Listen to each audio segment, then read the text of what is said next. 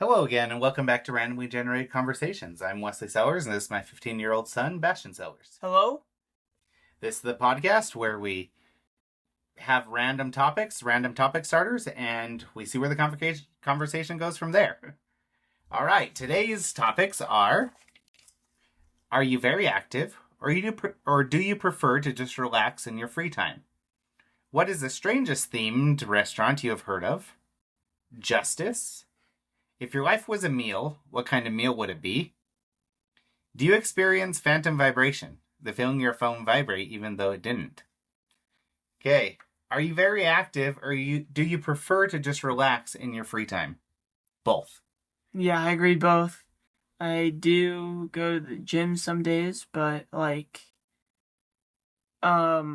prefer to relax sometimes, even when homework gets overwhelming sometimes.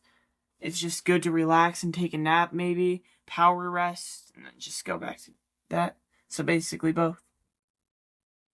Yeah, I probably need to be more active than I am.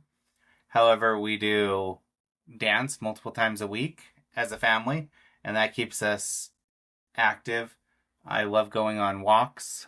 Usually with my wife, we'll go on a walk so we can kind of unfold the day, see how everything went, have time to talk without the kids yelling and fighting over us. However, there are times where I just want to kick back and watch a show or play a game. And I think those are the times I probably should be working out more. But sometimes I think it's okay to relax, to allow our bodies to wind down. Not everybody winds down actively. Yeah. And since we already get some of the exercise in with dancing and walking, I think that for some people it's sufficient. Yeah, sometimes we go as a family walks, and we do that during mostly Halloween time to go see the different Halloween decorations. This last time we looked like we were city inspectors. We went out there walking, and With clipboards. two of our middle kids had clipboards, and they were rating each house they came to, giving a rating to 1 to 10 and why it was rated that way. I'm gonna be really strict on my answers. I don't think any of them put like a 10 out of 10. I think they're mostly like low numbers. I don't remember. Well, there weren't that many good houses this time yet. Give it a couple weeks, and that's when the good decorations start coming out. Yeah. Family walks, I wouldn't say that those are as relaxing as other walks. I mean, we have a young one in a wagon. We have two that are critiquing everything and scoring all the Halloween decorations. And then a teenager that doesn't know where he belongs and know he belongs in the older group or with us. And so he's just kind of floating back and forth. Yeah. Well, it would be the younger group for you. Activity though. So personally, I think I need to have more activity in my life. I keep making the goal, okay, I'm going to start working out more. And then work just gets in the way or something else, or I get sick. Sometimes I'll even be good and I'll be going weeks at a time and I'm making progress, or I'll make a month or two and then I get sick and then the habit just falls out. That's why I stopped having a gym membership. I would go steadily, and I would have big gaps where I don't go and I'm just paying for it, and then I'd feel guilty and think, well, I'm paying for it, I gotta go. Instead of, I don't want to, instead of thinking, well, I'll cancel, I think, well, I don't want to cancel because then I'll waste all the months I paid for and didn't go, so I gotta start going again. And then I go for another month and then went inactive for a couple months again, paid for those months, to the point that it was just easier to cut the subscription, especially since we have weights here at home, we have YouTube, there's plenty of exercise programs on YouTube that you can follow. You can tell I'm not like a bodybuilder or something as I'm talking about following exercise routines from YouTube. But for me, I think that's sufficient. Yeah, I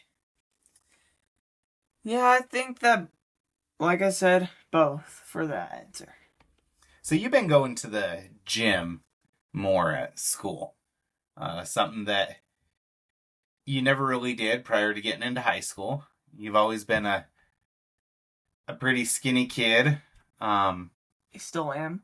You still are. And you often got, now I wouldn't say teased, but joked about having, your lengthy arms without much muscle, but now you're putting on a little bit. So what drove you to start going to the gym? Well, we had heard about, there was this gym that we could go to at the school. We just had to have something to get in. And I'm like, well, I can't go to the gym other places because I'm not old enough yet. But at this gym, we were allowed, being people that go there, which made me kind of happy, and I wanted to get stronger to be able to carry different things if I needed to help carry things. So do you find it to be easier to be more active with other people or more active by yourself? Other people. It's really hard to be active by myself because I love to talk while I do things, but it's hard to talk to yourself when you're just trying to do something. Go to the gym. One time I went over there and I thought my group of people that I usually go with were just gonna be there. Nope. I waited for a little bit, felt really uncomfortable, decided to wipe everything down and leave. Because I just couldn't do it.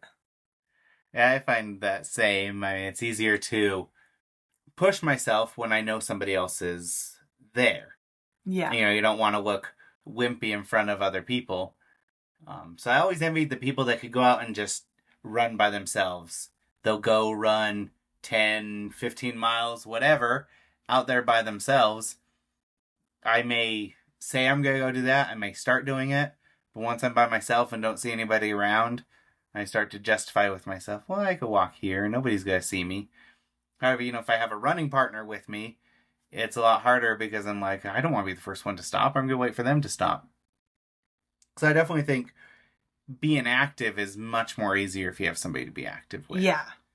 Where relaxing... It's better to be by yourself because Yep. You need those moments of breaks.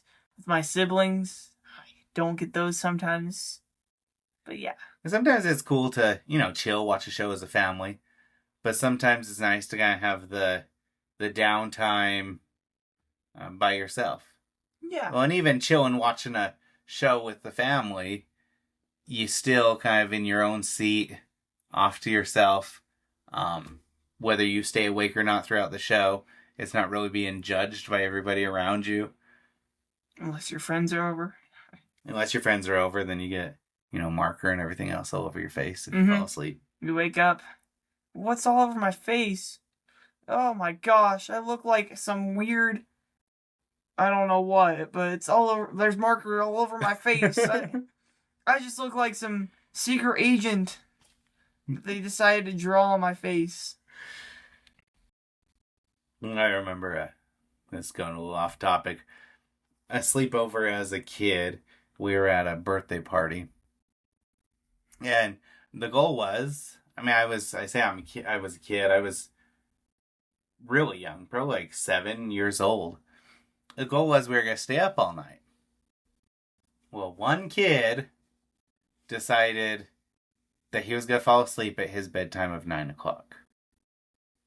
So at 12 o'clock, we had already eaten all the snacks and everything else. This poor kid, he brought snacks to contribute, didn't get to eat them because he fell asleep. Sorry if you're listening. And I don't even actually remember your name. That sounds really bad of me. I think it's just my memory going. I don't think... I'll start by saying this was not my birthday party, so I didn't know everybody that was there either. They were friends of the friend. But then we started to get bored. And then we started to turn into, okay, can we build a card house on this kid's forehead? after like 5 cards, it fell over, breathing, moving, and it kind of keeps the card house. So then we thought, okay, we're going to stack cups. So we started doing cups alternating, having the open end on the bottom and the closed end on top, and then you go with the closed end and then the open end so that you could stack cups and see how high you could get it. And then we brought out the marker.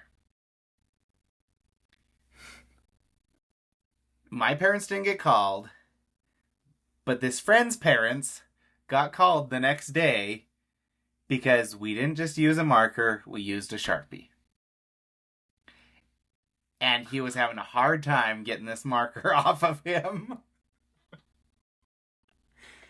I can say I have never done that again. Segue into the next conversation topic. What is the strangest themed restaurant you've ever heard of? The toilet restaurant I think it was Japan or China, one of the two. I don't remember where it was, but I remember there's a toilet themed restaurant. Or is it not in Japan?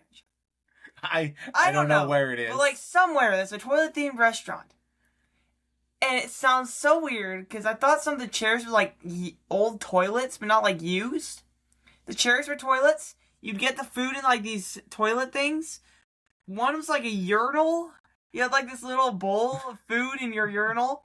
Who thinks, hey guys, I'm just gonna eat my food in this urinal? Yeah, no.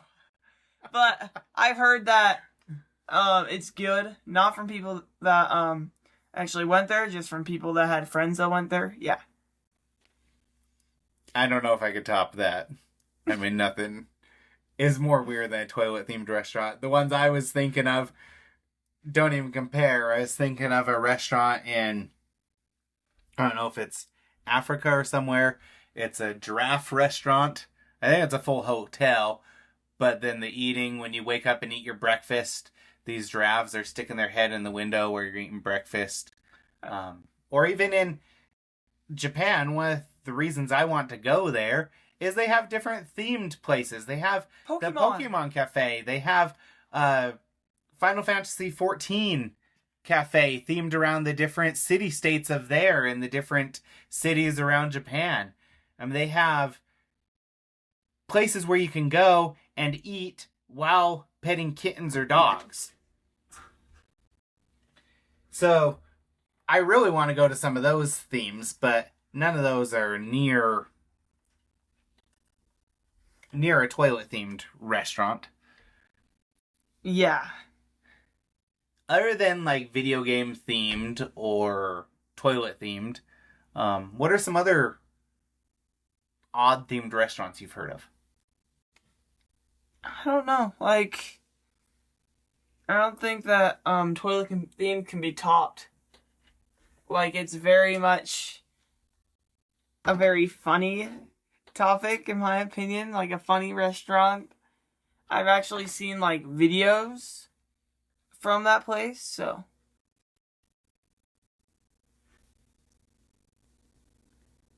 Yeah, I don't know that I've heard of any other odd ones that come to mind.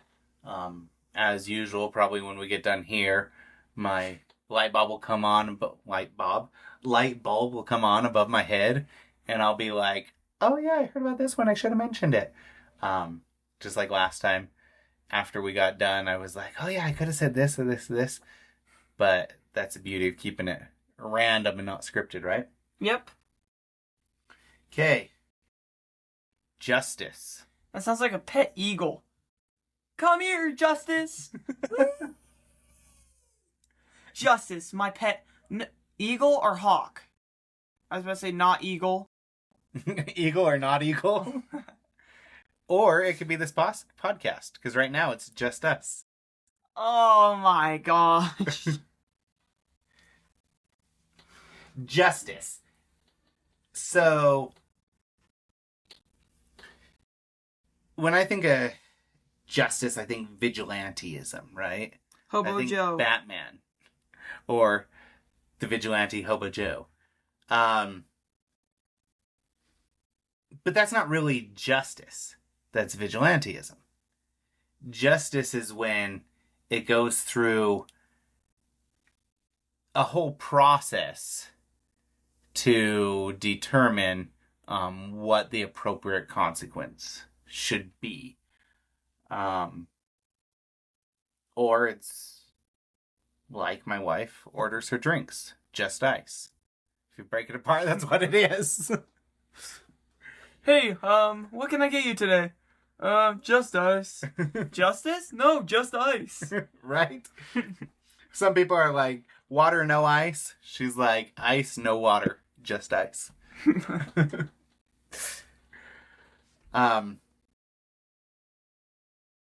Yeah, so if your life was a meal, what kind of meal would it be? And don't say a meal out of a toilet. Dang it. I don't know, I sounded Italian for a minute there. I don't know. That was kind of me. Anyway. I do not know my life as a meal. You could take this one first. Okay, if my life was a meal, what kind of meal would it be? A microwave dinner. Just kidding. I would say it'd be a complicated upside down cake. In a lot of ways, I think I've done things backwards. I've started at the end before getting to the beginning. But it's all turned out just the same. Kind of like when you make an upside down cake. It doesn't matter. In the end, it's still delicious, right? Yeah.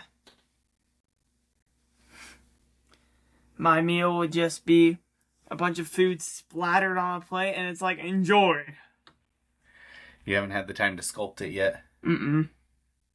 It's just in the process, like my brain.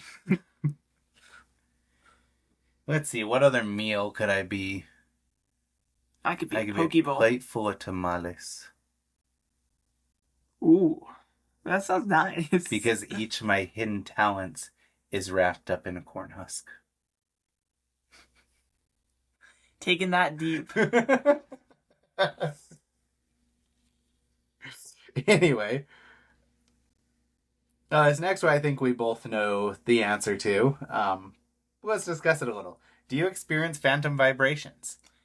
Phantom vibration is the feeling of your phone vibrating even though it didn't. Yes. It's weird.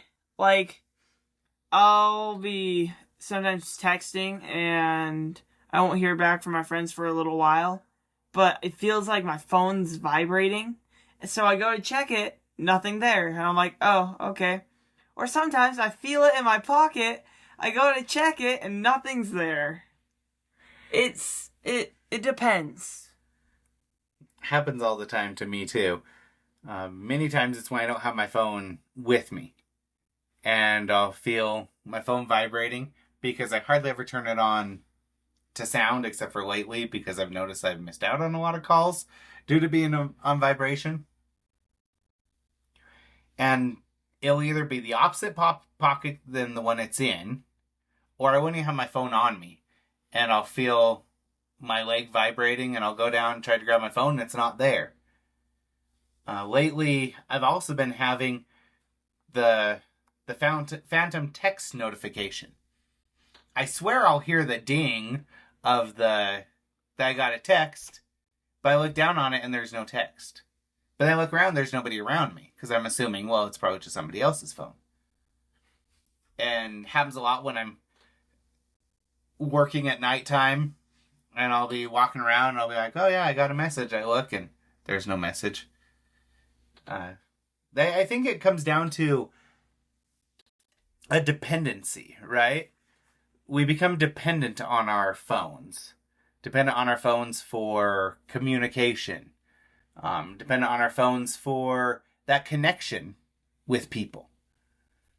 I don't use social media that much, but some people use social media for those connections. So they're constantly looking for the sound of somebody liking something or somebody viewing something. And so they get that feeling of, it might be like, well, I haven't heard something for a while. So then they create that feeling of, oh, wait, there's a connection there, even though it's not. Yeah.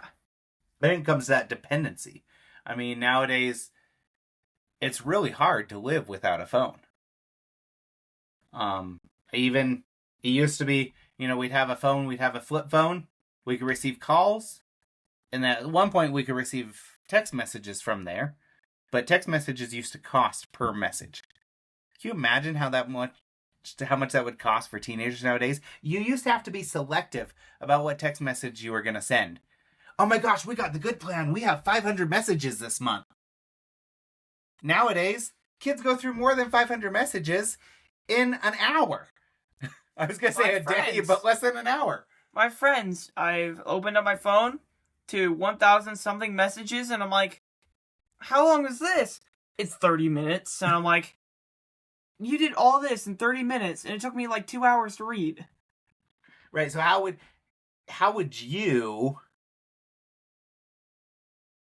be able to function if we said, Bastion, we're going to limit you to 500 text messages per month?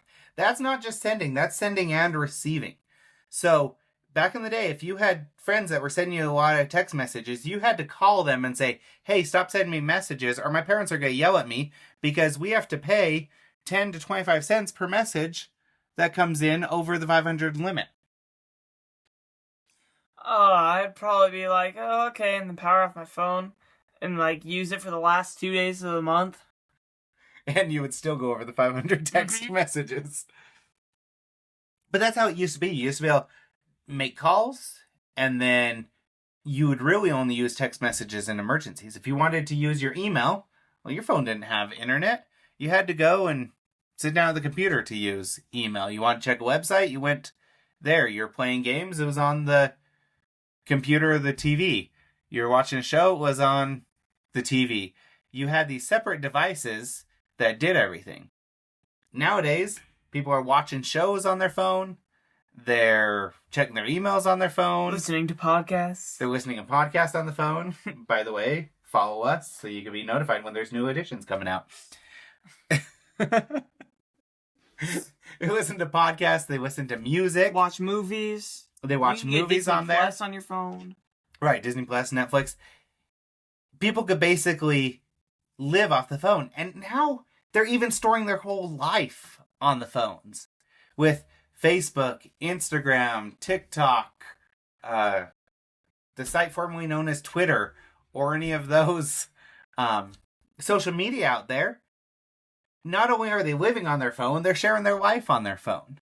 Yeah. So it doesn't come as a surprise that phantom vibrations are a thing. It's our connection. Sometimes we're more connected to phones than we are to the people around us. Yeah, sometimes it's harder to talk to people in person after you've talked to them forever on the phone. That is so true.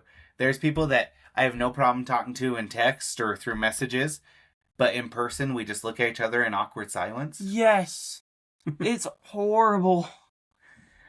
Again, I'd rather be comforted by a false vibration to my leg than I would by social interaction with somebody, right? Yep. And that's the mentality here. Again, it's not too odd either. I remember times where I would feel like randomly somebody touching me, or you'd hear your name called even though nobody was around. I think it's the same type of thing. You're used to your mom yelling at you all the time. Wesley Sellers, you're in big trouble. And so you're doing something you know you're not supposed to. Wrong voice. Bastion Sellers, you're in trouble. So you're in the process of doing something you know you're not supposed to do. So all of a sudden you hear your mom's voice yelling at you, even though you're like, I'm 40 years old now. My mom's not even around. This is my but I still hear her yelling at me, right? Yeah. It's your conscience. But now your it's devil and your angel. Right? The devil and the angel on the shoulder. But nowadays, it's the same thing with the leg. I'm doing something I'm not supposed to. Oh, I feel a vibration. Oh my gosh, my mom must be checking in on me. Or my kids, for that matter. My kids, by the way, text me. Well, one kid, the one kid that has a phone, texts me more than all my other texts in a day combined. That's not true. Then again, he takes yes, I'm speaking about the one that's right here in front of me. Then again, he takes 3 or 4 text messages just to write one sentence. I don't try to do that. It's because after I've sent the first one, I get more ideas, or I've accidentally sent it, and I don't want to have to unsend it or edit it just because. I can't blame him too much. So how many times have I sent you a text and it has a auto-corrected word in it or a mistyped word, and I try to retype that word and it's still wrong, and I do that 4 or 5 times until the actual word finally decides to send. Hey Bastian, after you're done getting this stuff, after Mom's done getting this stuff, can you bring me my cats? I mean the card. So, let your phones rest. They're already haunting you.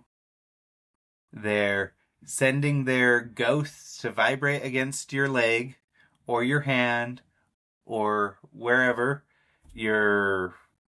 I have a hoodie right now. It could be in my stomach pocket. I can feel my stomach vibrating. I don't know if that's because I'm hungry or that's because I'm just have phantom vibrations, right? Mm-hmm. Let your phones rest. Let them have time to vibrate on the counter, right? By themselves. When the phones rest, it is the best. Yes. So we tried something new this week. Well, we've done it one day so far. And that is no phones in the bedroom. We, about 6 months ago, took the TV out of the bedroom.